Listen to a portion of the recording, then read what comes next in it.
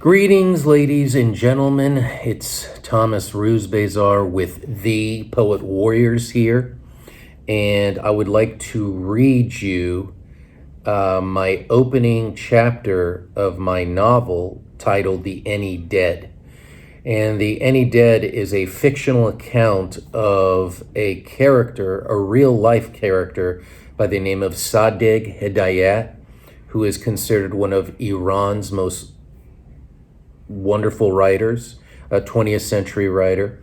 And this book kind of focuses on his time as a young man in 1920s Paris. It's kind of a fictional account that I imagined or reimagined of his time, Sadegh Hidayat's time in 1920s Paris.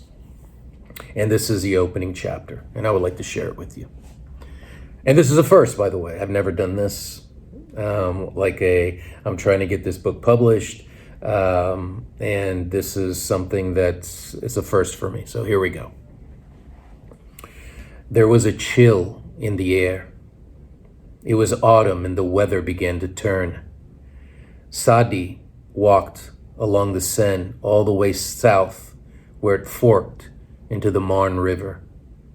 He followed the Marne, stayed on the north side, in the 12th arrondissement. He lost track of time, so lost was he in himself, his obsessions. It was his illness. His heated brain had holes. Sadi faced south, a stretch of green on both sides where he stood. He never traveled this far outside his normal routine. He stood on the north side of the river. The water was wide at this point. He was rail thin.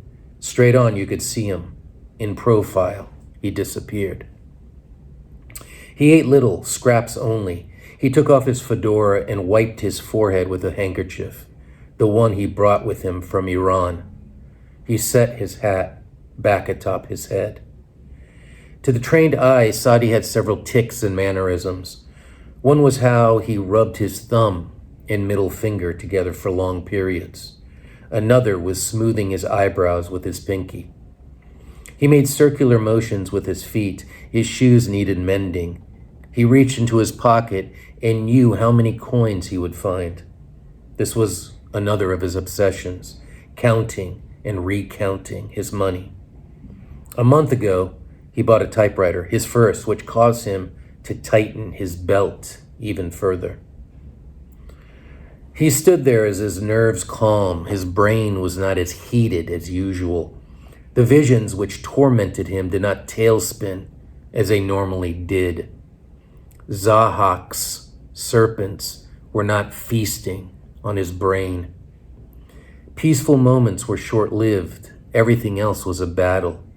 His failed schooling, Reza Shah, the Ayatollahs, all of it a source of his disgust.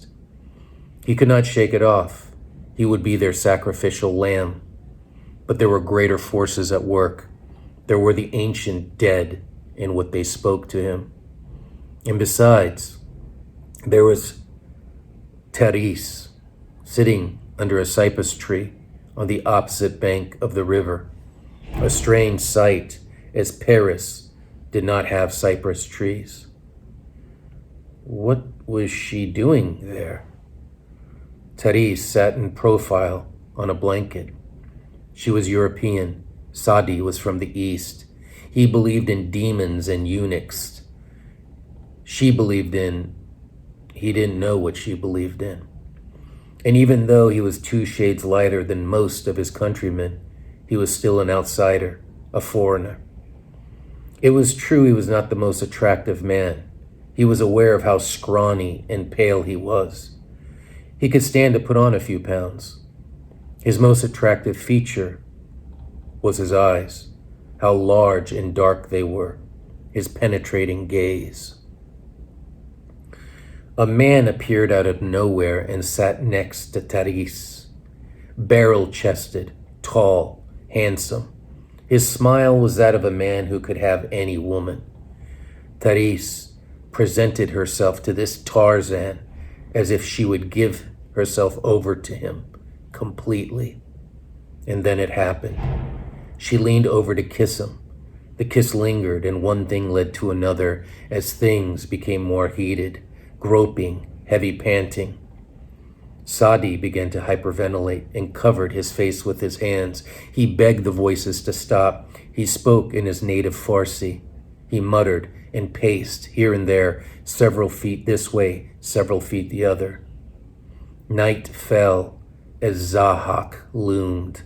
The sound of slithering snakes entered Sadi's ears. It was either him or the children. It stopped. It all stopped.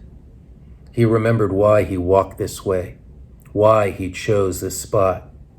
He bent over and dug his fingernails into the cold dirt, unearthing a large rock. Bearing the rock against his chest, he walked to the river's edge. There, a fisherman was packing up his belongings for the day. Otherwise, the spot was empty. No one would care, he said to himself. Ahead, the warm lights of homes and a cafe buzzed with laughter.